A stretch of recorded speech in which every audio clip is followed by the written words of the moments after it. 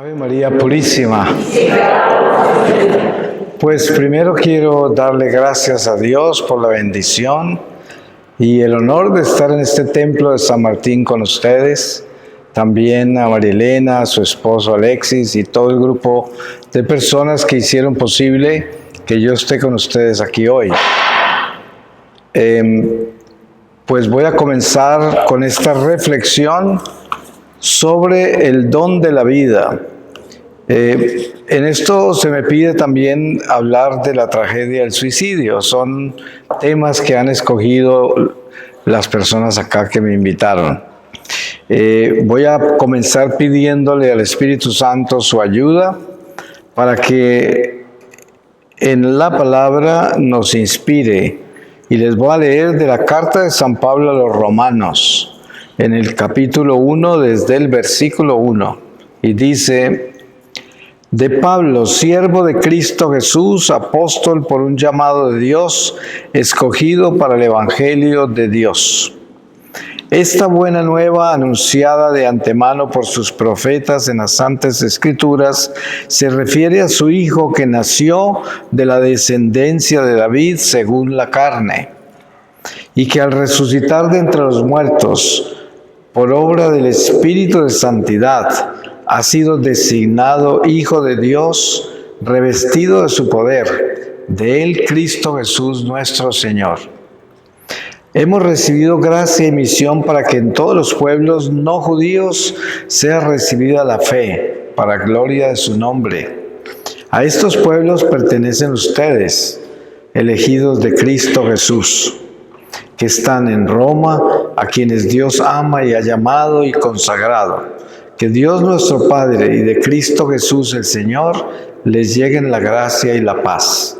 Ante todo doy gracias a mi Dios por medio de Cristo Jesús, por todos ustedes, pues su fe es alabada en el mundo entero. Palabra de Dios.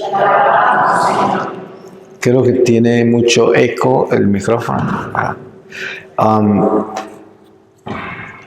Para nosotros, como católicos, la palabra don de la vida quiere decir Jesucristo, porque Él es el don de la vida, Él es la vida. Si entendemos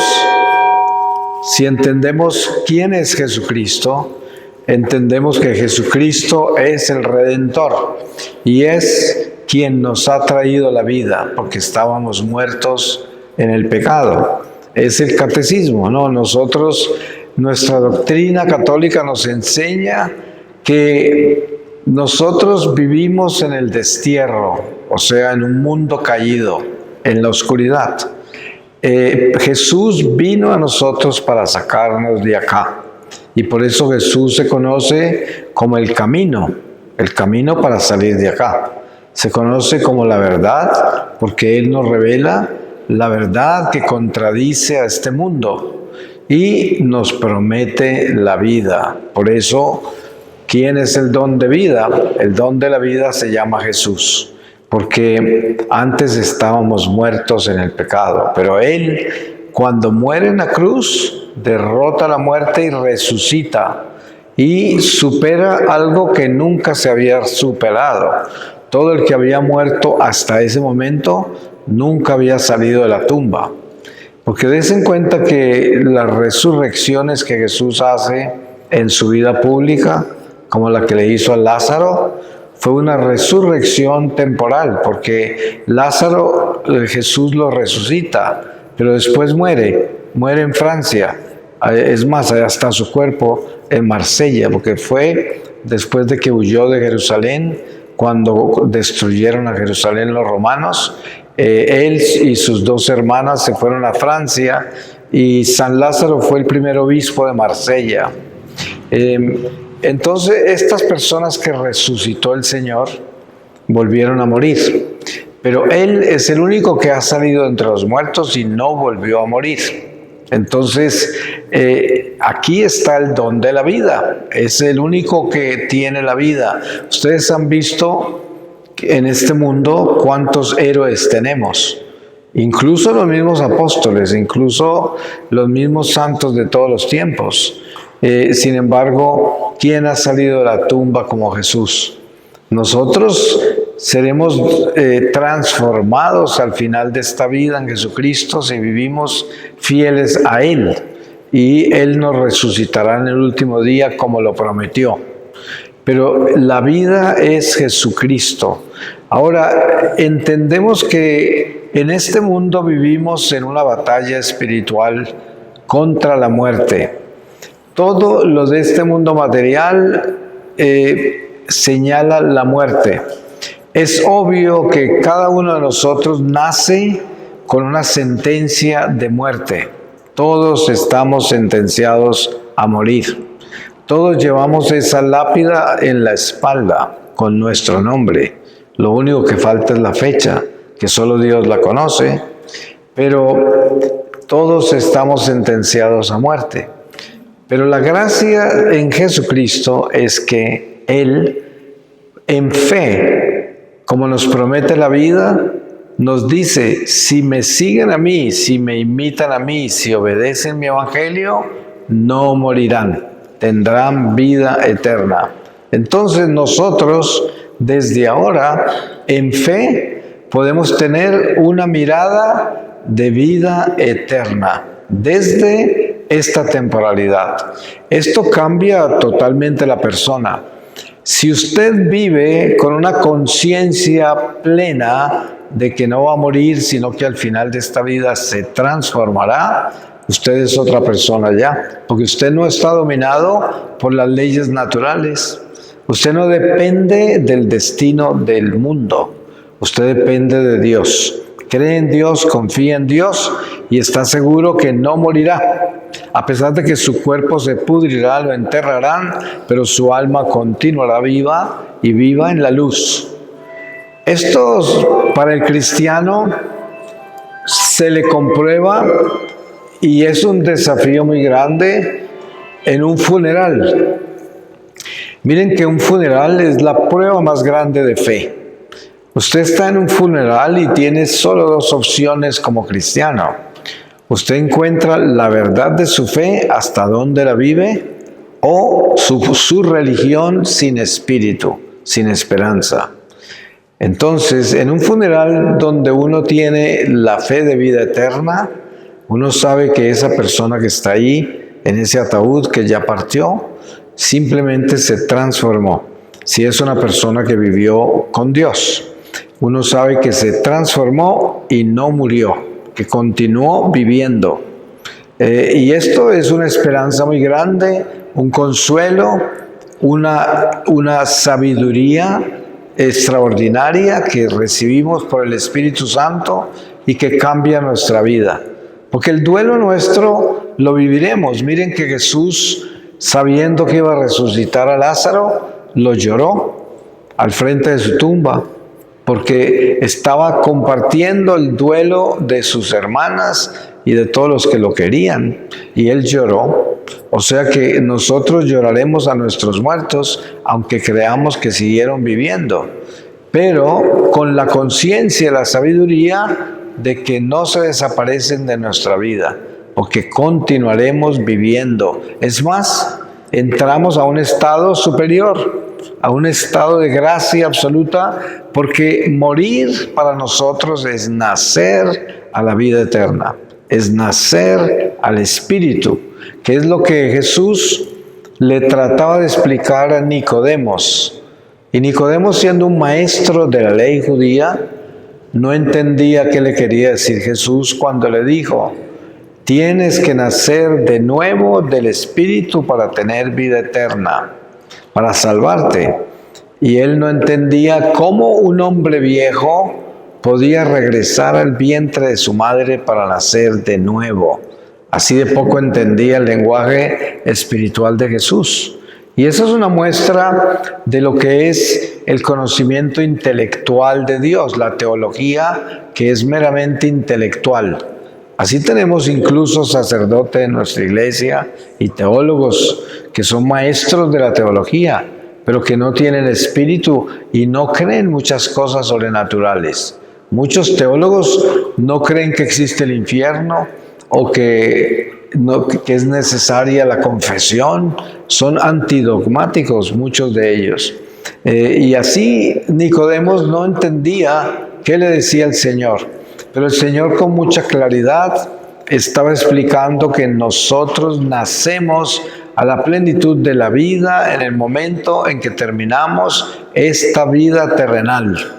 Y entonces el llamado a entender el don de la vida es un llamado que nos invita a, en fe, abrazar la esperanza de vida eterna, en fe.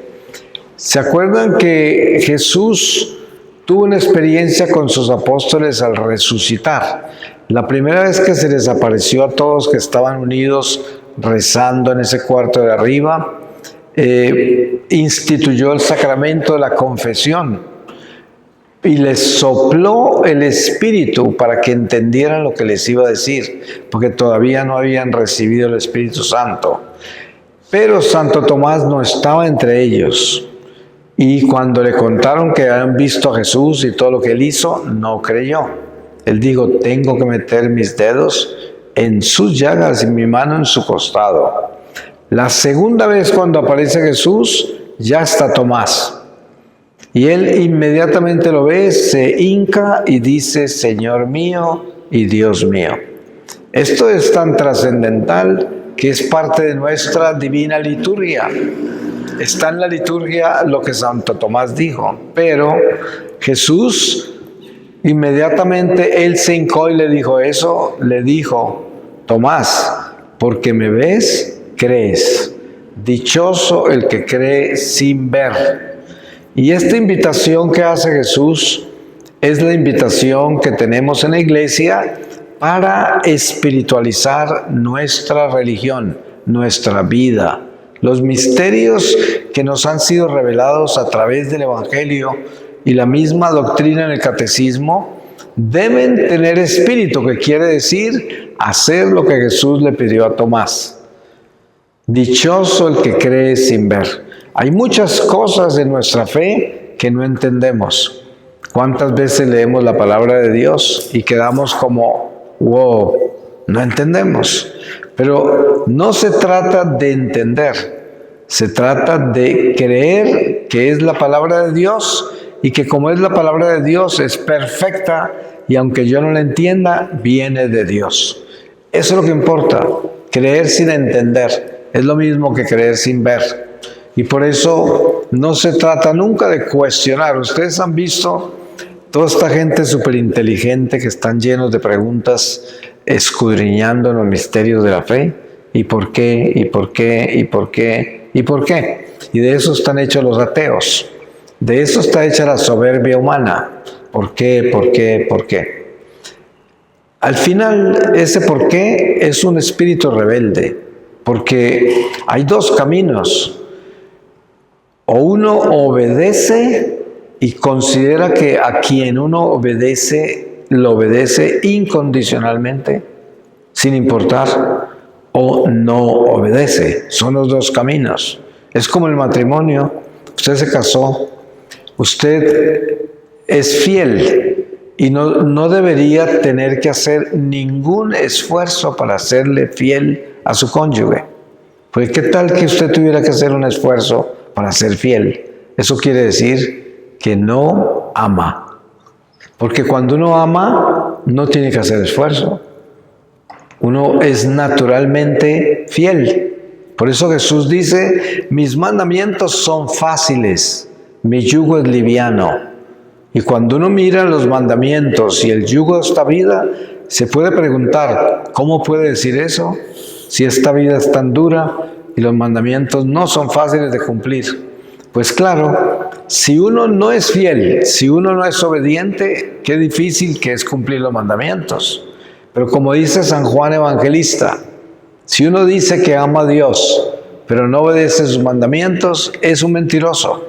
Así de que esos principios del amor que tiene el esposo con la esposa, que no tiene que hacer ningún esfuerzo para ser fiel si verdaderamente ama, es el mismo matrimonio que tenemos con el Espíritu Santo.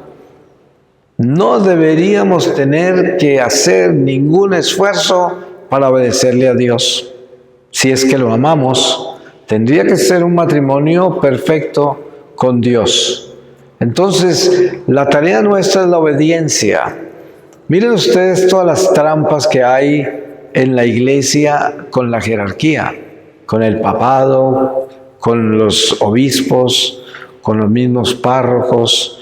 El ser humano tiene la tendencia a rebelarse a la jerarquía y justifica esas rebeliones con toda clase de argumentos.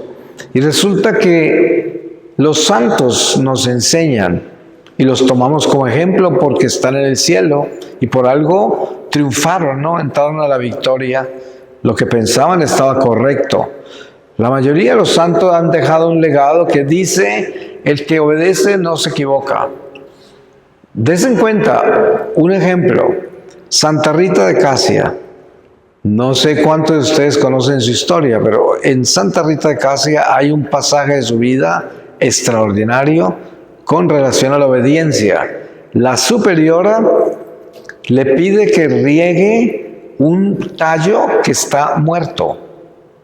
Un tallo de una planta que está muerto, es una rama muerta, que le echa agua todos los días. Cualquiera diría, ¿cómo le va a echar agua a una cosa muerta? Pero ella lo hizo. Y lo que estaba pidiéndole la superiora no era que ella creyera que era necesario que ese tallo recibiera agua y que necesitaba agua para vivir o para florecer. Eso no era. La prueba está: obedece, ¿no? Lo que te estoy pidiendo, lo haces. Aunque sea absurdo, no tiene sentido echarle agua a una rama muerta. Pues, ¿qué sucedió? Que la obediencia de Santa Rita de Casia floreció, porque ese tallo floreció, estaba muerto. Y hoy en día, tantos años después, ahí está la planta en flor en ese patio, preciosa, de un verde único, todos estos años. Pero lo que floreció ahí no fue ese tallo, sino la obediencia. Entonces, el Padre Pío es una muestra de eso con la iglesia. ¿Qué no le haría la iglesia al Padre Pío? Sus propios compañeros, los propios superiores capuchinos desde Roma, la propia iglesia, su propio obispo, todos lavaron ropa con él. Lo pisotearon, lo humillaron, lo segregaron, lo calumniaron, todo lo que quiera. Nunca salió una mala palabra de la boca del Padre Pío contra nadie de la iglesia a lo que lo estaban ultrajando. Y tenía todas las razones humanas para decir: es que la iglesia está mal, es que la iglesia está equivocada, es que este obispo es masón, es que los capuchinos de Roma están demonizados. ¿Cuántas cosas no tiene uno de razón para irse contra las personas? No, no lo hizo. ¿Por qué? Porque él no le estaba obedeciendo a esas criaturas humanas. Él estaba en obediencia a Dios. Eso es. Miren ustedes la catequesis tan extraordinaria de Jesús con Judas Iscariote. En la última cena, cuando Jesús dijo: uno de ustedes me entregará, me traicionará, ¿no les parece muy curioso que después de 3 años que llevaban juntos con él, nadie sabía quién era el traidor? Porque uno se imagina, si Judas es ladrón, si Judas es traicionero, mentiroso, y es el que va a entregar a Jesús, es como apenas obvio que todo el mundo supiera que Judas era malo, ¿no? Pero no, nadie sabía. Y esa catequesis tan extraordinaria de Jesús, ¿qué nos enseña a nosotros? Nos enseña que nosotros tenemos que tener mucho cuidado con la humanidad de la iglesia. Yo viví unas experiencias muy particulares a nivel místico durante el papado del Papa Francisco. Especialmente en Latinoamérica tuve unas situaciones muy difíciles por la persecución que él tenía.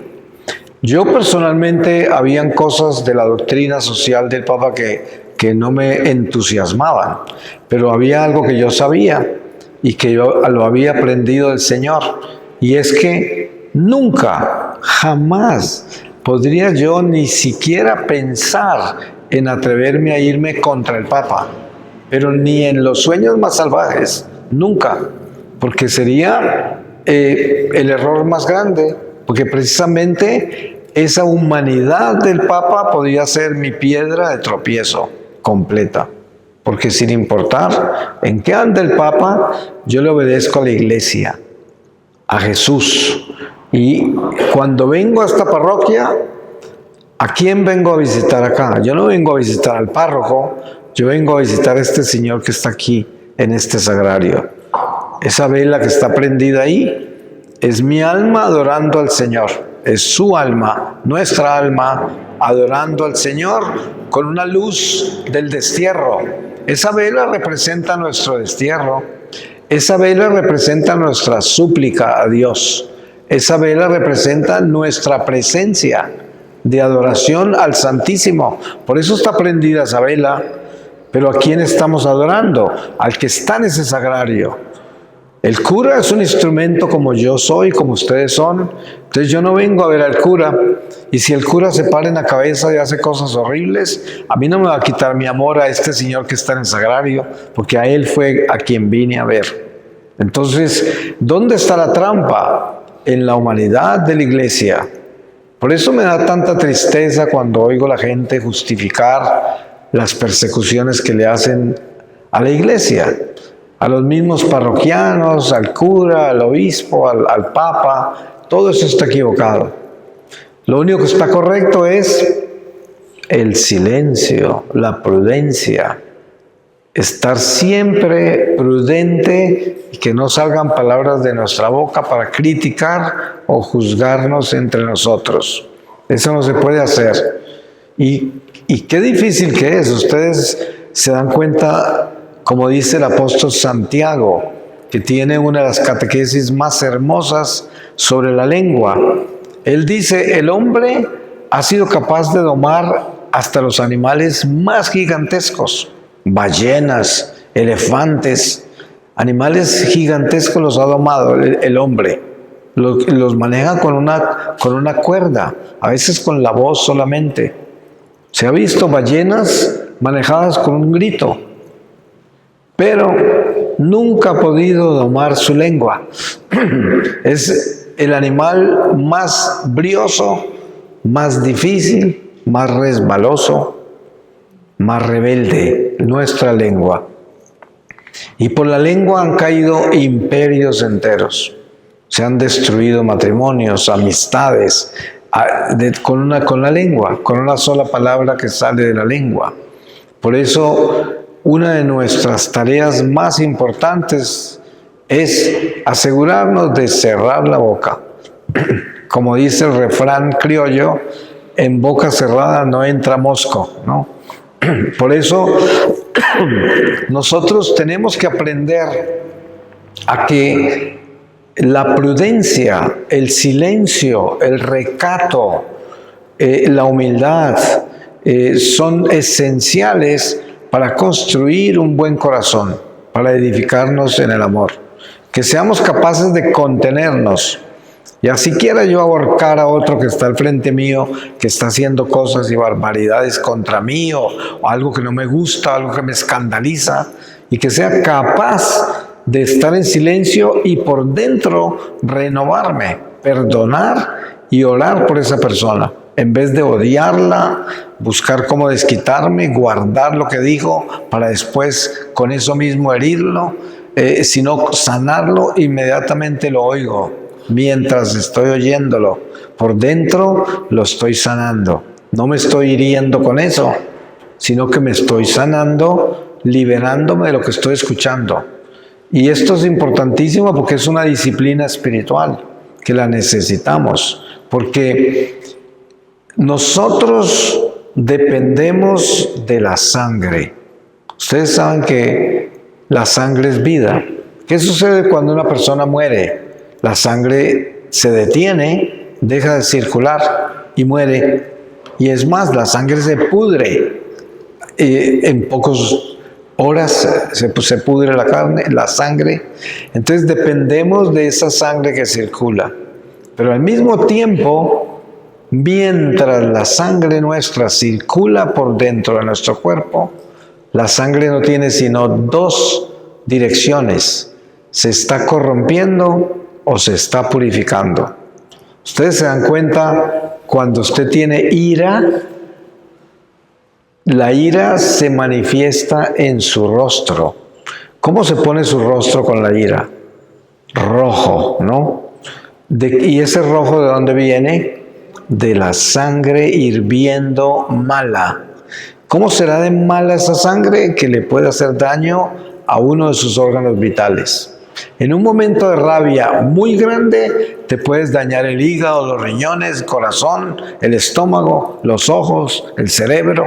En un momento de ira, ¿sí? Muchas personas se han hecho daños letales por un momento de rabia, ¿no? Entonces, imagínense un iracundo, una persona que le da rabia cada rato, pues es como un suicida, porque eso son puñaladas que se da a su salud y le hace daño a otros. Y todo eso viene de la sangre. Entonces, por eso nosotros buscamos purificar nuestra sangre. Ustedes se dan cuenta que Jesús escoge a ciertos santos y los deja como cuerpos incorruptos. Seguramente algunos de ustedes han visto un cuerpo incorrupto. Uno de los más recientes es el Padre Pío. Santa Bernardita de Subirú, la vidente de Lourdes, es uno de los cuerpos incorruptos más perfectos que hay. ¿Qué sucede con un cuerpo incorrupto?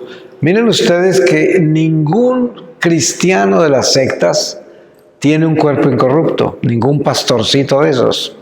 No, si lo tuvieran, lo tendrían en un pedestal exhibido y quién sabe cuánto explotarían con eso. No lo tienen, nadie lo tiene, solo nosotros. ¿Por qué lo tenemos? Por la Eucaristía. Solo la Eucaristía puede cristificar la sangre, hasta el punto que la deja cristificada, no se descompone. Sangre de Cristo. Es la prueba. Los únicos que tienen cuerpos incorruptos fuera de la Iglesia Católica es la Iglesia Ortodoxa, porque ellos tienen la Eucaristía de verdad. Y la Iglesia nos enseña eso, tanto así que cuando uno está en un país donde no hay iglesias católicas y solo hay ortodoxas, podemos comulgar en las iglesias. A mí me ha tocado en algunas de las misiones comulgar en iglesias ortodoxas, porque ahí está Jesús, la verdadera presencia. Entonces, los cuerpos incorruptos son una muestra de la sangre que se purificó. Por eso, cuando uno comienza a caminar con Dios en obediencia y está buscando santificarse, entre más tiempo pasa y más camina en esa forma, más se le va purificando su sangre. ¿Cuáles son las señales de una sangre que se está purificando? La paz, el gozo, la esperanza, un corazón sereno, un corazón caritativo, un espíritu de servicio incondicional, impulsos al amor naturales, sin ningún esfuerzo, porque la sangre es buena. Sí, una sangre buena es paciente, es tolerante, es compasiva, es agradecida, porque uno de los atributos más grandes de la sangre buena es la gratitud. Una persona que es grata tiene una sangre liviana, fluida, buena. Tiene una buena sangre. Y todo lo pagamos con sangre. Aquí donde estamos en este templo, en este momento, estamos consumiendo sangre para hacer lo que estamos haciendo. Porque solo la sangre nos tiene sentados acá y escuchando. Todo nuestro cuerpo está trabajando por medio de la sangre para poder estar haciendo lo que estamos haciendo acá. Y todo lo que hacemos, lo hacemos por medio de la sangre. Entonces, la sangre es vida.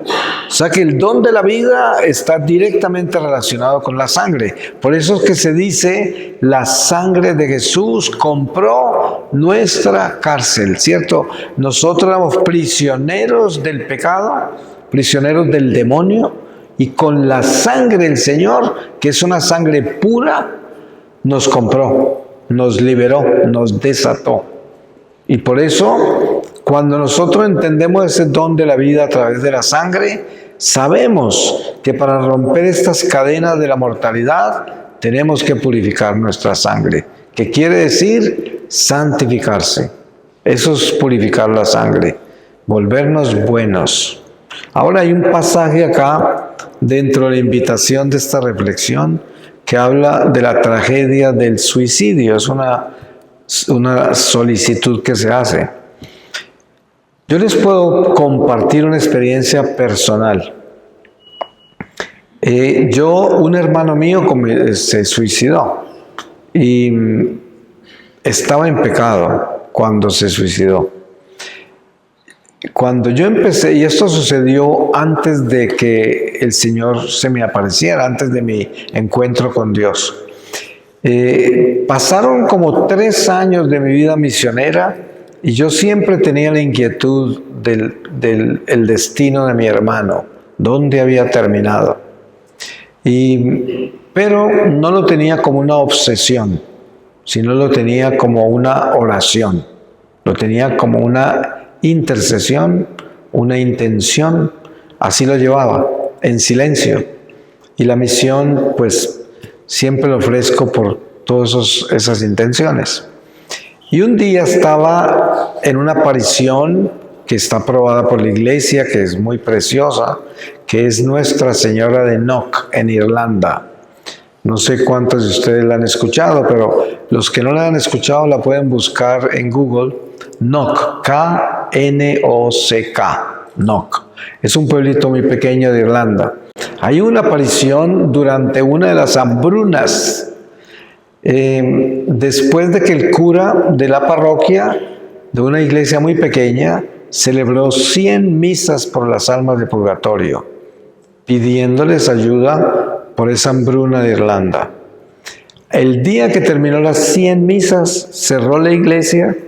La puerta era puerta de barrotes de metal, de hierro, y no tenía vidrio, se veía hacia adentro. Y se fue. Y después aparece la luz de esa iglesia prendida, y la gente pensaba que el padre se había olvidado apagar la luz. Y se vinieron hacia la iglesia varios, pero en ese momento aparece la Virgen María con las manos así, mirando hacia arriba, en oración. Aparece San José a su lado izquierdo, al lado derecho San Juan Evangelista con las escrituras abiertas y un altar con un cordero rodeado de ángeles. Y era una aparición silenciosa, sin vidente, sin mensaje hablado, pero se dice que es una de las apariciones que más mensaje tiene, a pesar de que no hubo una voz, no hubo un vidente. Y resulta que esa aparición, pues, es prácticamente de las almas de purgatorio. Entonces, estando allí, y yo esa primera vez que fui allá, no sabía la historia bien. Entonces, no sabía que eso tenía nada que ver con las almas. Afuera de la iglesia hay una estatua de Santa Teresita del Niño Jesús, quien es la patrona de mi misión y patrona de todas las misiones. Y yo salí a orar al frente de su estatua. Y ahí, orando con ella, se vino mi hermano a mi memoria. Así nomás, se me vino. Entonces yo dije, ay, mi hermano debe necesitar oración. Pero lo primero que sentí fue, si él necesita oración, es que no se condenó. Porque un condenado no va a pedir oración. Pero no estaba seguro, porque eso podía ser sugestión mía, por el dolor que tenía de lo que pasó con él. Entonces me fui para mandarle a hacer una misa en esa basílica, pero sin saber que eso tenía nada que ver con las almas. Llegué a la ventana de esa recepción ahí y le dije a la señora, necesito mandar a hacer una misa para un difunto, un hermano que se suicidó. Entonces la señora me dice, pues llegó al lugar perfecto, porque esta es la iglesia de las almas, y sobre todo con un alma como la de su hermano, así. Entonces ella me ofreció varias cosas y yo hice lo mejor de todo. y me fui. Pues estaba en Portugal como unas 3 semanas después, en misión en la isla de Madeira. Y ahí, caminando por un bosque, por un lugar donde están las estaciones del Vía Crucis, en una de esas estaciones tuve una manifestación del Señor que me mostró que mi hermano se había salvado. Y miren lo curioso, lo increíble. Mi hermano, cuando tenía 6 años, por alguna razón, le dio por irse todos los días a misa de 5 de la mañana con mi abuela materna. Y yo los veía a veces de la ventana porque nos levantábamos para el colegio muy temprano. Y él pasaba con mi abuela para la iglesia. Era una capilla de unas monjas belemitas. Resulta que mi hermano era monaguillo de esa capilla. Por 3 años fue monaguillo. Y el Señor me mostró que esos 3 años de servicio a la iglesia lo rescataron de su suicidio. Obviamente que él seguramente quedó en un purgatorio difícil, que después la historia sigue, porque ustedes saben que existen las indulgencias plenarias y todo esto, y yo seguí trabajando con su alma. Pero lo que les quería compartir es que ese sentido del suicidio quiere decir esto: solo Dios conoce el corazón. Nunca se sabe qué sucedió con el que se suicidó, porque la mayoría de los suicidios son pérdida del sentido, o sea, una persona no está en sus 5 sentidos cuando se suicida. Entonces, la mayoría de suicidas son inocentes del suicidio, porque muchos son enfermos mentales, están enfermos de depresión. Es muy común el suicidio por la depresión. Ustedes se dan cuenta que es lo más frecuente, ¿no? Yo tengo 20 casos que conozco de suicidas que eran extraordinarias personas, de fe, de oración, de la iglesia, buenos, gente así, y de pronto se suicidaron, pero padecían de depresión. Entonces hay muchas condiciones mentales que pueden llevar a una persona al suicidio. Y esas personas, por lo que yo he podido entender, son inocentes de su suicidio. Ahora, ya tendrán que vivir un juicio ante Dios del resto de sus vidas, ¿no? De todas sus acciones y de todo lo demás. Pero eso está el purgatorio. Pero no se condenan por el suicidio. Porque antes la iglesia creía que un suicida se condenaba y no permitía que lo enterraran en un campo santo, en un cementerio. Pero eso lo cambiaron en el Concilio Vaticano II, creo. Lo cambiaron y ya empezaron a enterrarlos en los cementerios de la iglesia y también a orar por ellos, a interceder por ellos y a hacer funerales en la iglesia, porque ni siquiera podían hacer un funeral para un suicida. Era muy triste eso, ¿no? Todos los que murieron en esas condiciones. Pues eso es lo que les puedo compartir sobre el suicidio. Yo no sé nada más, porque en realidad es un misterio en la forma en que termina la vida para algunas personas. Todos quisiéramos morir en la cama, rodeados de nuestros seres queridos, en oración, en gracia de Dios, tener una buena muerte, todos quisiéramos. Pero muchos no alcanzan una muerte así, muchos mueren en la guerra, en el mar, lejos de todo el mundo, en algún accidente, en un avión, quién sabe, uno no sabe. Pero como decía Santa Mónica, la mamá de San Agustín, decía, porque él estaba preocupado dónde quería ella que la enterraran. Y ella dijo, no te preocupes por mi cuerpo, preocúpate por mi alma, ora por mí, ora por mi alma. Y por el cuerpo dijo, no importa a dónde me entierran. Entonces, tenemos que tener esto muy claro de que la preocupación nuestra no debe ser cómo vamos a morir, aunque siempre debemos interceder por una buena muerte. La iglesia nos lo pide y sabemos que los patrones de la muerte más importantes son San José y San Miguel Arcángel. Pero, sin embargo, nosotros todos tenemos que tener en cuenta que la buena muerte es un corazón convertido, contrito, Mucha gente me habla a mí de los finales de los tiempos y todos estos mensajes que hay aterradores. Cada que hay guerras que se encrudecen y se vuelven peligrosas, aparecen todos los falsos videntes y falsos profetas. Es la cosecha de ellos y los terroristas religiosos con esos mensajes.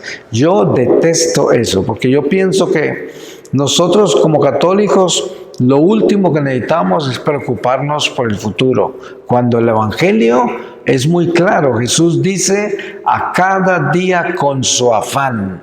Y dice: nosotros no tenemos que preocuparnos qué vamos a comer o qué vamos a vestir mañana. Tenemos que preocuparnos de serle fieles a Dios hoy. Por eso todo ese mensajerío es innecesario. La Virgen María ha dado muchas advertencias de muchas de las apariciones sobre castigos. ¿Pero por qué? Porque ella dice: si la humanidad no cambia, puede desatarse la ira de Dios y pueden pasar cosas muy graves. Pero eso no debe asustarnos a nosotros, porque si usted es fiel, si usted está haciendo lo que Dios le manda hacer, viviendo la voluntad de Dios, usted no tiene que preocuparse de nada, porque usted va a estar preparado el día que lo llame. Así le caiga una teja en la cabeza, así se caiga de una silla y se muera, o de un caballo, o se muera aquí en la iglesia. No importa, eso no tiene diferencia ninguna. Lo importante es dónde está su corazón. Como dice la palabra, allí donde está su tesoro, ahí está su corazón. Entonces, que al morir, el tesoro nuestro no vaya a ser nada de la tierra, que el tesoro nuestro no van a ser criaturas humanas, o el dinero, o nuestras ambiciones, o las cosas materiales que tenemos, que nada de eso sea nuestro tesoro, sino que nuestro tesoro sea Dios, Jesús. Y en esa forma vivimos en orden. Voy a terminar con una lectura de la palabra, donde el Espíritu Santo nos quiera llevar, y les voy a leer